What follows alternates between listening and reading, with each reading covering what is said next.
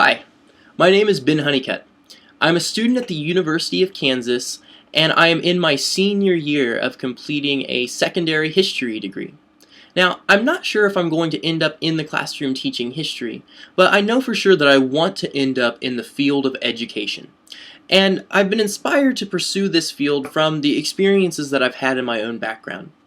So through the course of my life, I had a pretty happy childhood.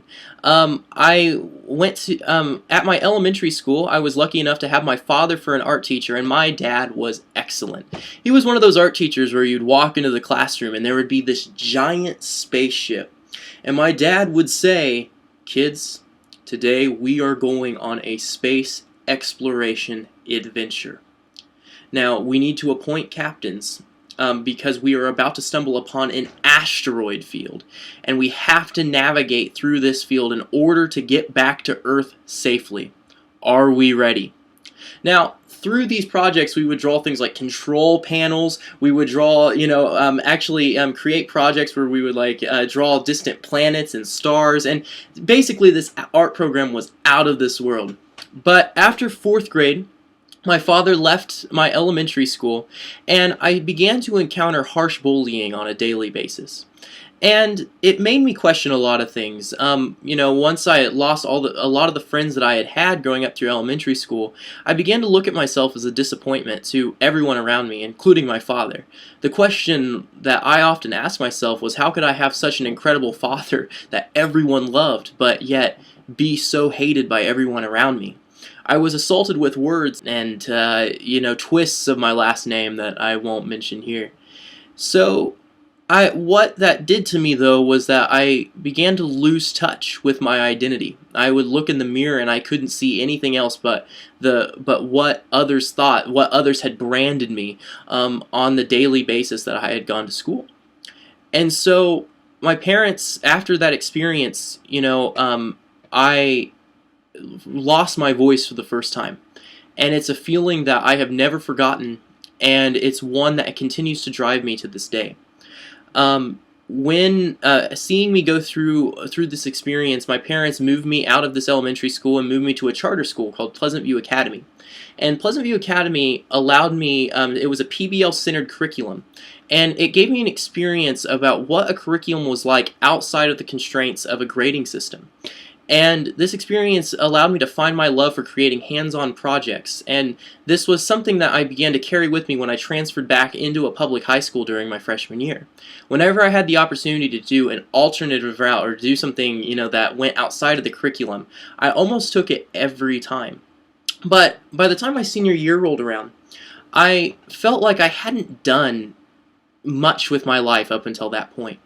And I know, it's a weird thing for, a 17-year-old to think about, but ever since I had been bullied during my 5th grade year, I had always wanted to do something to help other people, but I felt like I never quite had the opportunity. Well, that all changed. First day of my senior year, our senior legacy instructor, Mr. Knapp, challenged our senior class to create a legacy that would pass down to the senior classes that followed. Now, this really struck a chord with me. I wanted to leave an impact on my last year at my high school. And so I ended up consulting my dad, who, after his time in the classroom, had created a network known as Art Snacks, which he intended to be an alternative curriculum for Western Kansas schools which had to cut their art programs due to budget cuts. And I asked my dad, I was like, "Dad, do you have any ideas for a legacy?" Now, I can't quite describe the twinkle in his eyes, but it was as if, I swear to this day that almost a tear fell down his face when I asked that question, because he was someone who had been waiting for his son to ask that question for the last 10 years. And my dad ended up pointing me to Govinda Prasad Panthi, who was a teacher from Nepal who had connected to my father through my dad's Art Snacks network. And he talked about the dire conditions. Govinda talked about the dire conditions at his school. He was teaching at a school known as SAV. And it was always his dream to bring a library to his school.